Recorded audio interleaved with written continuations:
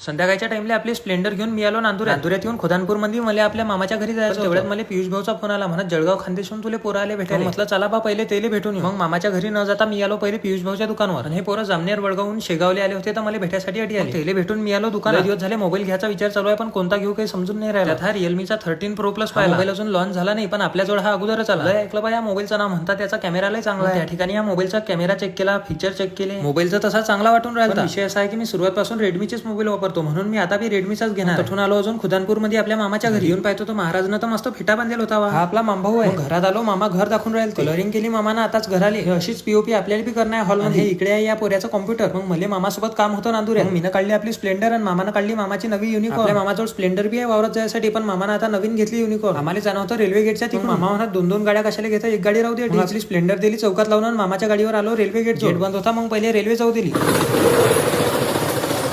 या ठिकाणी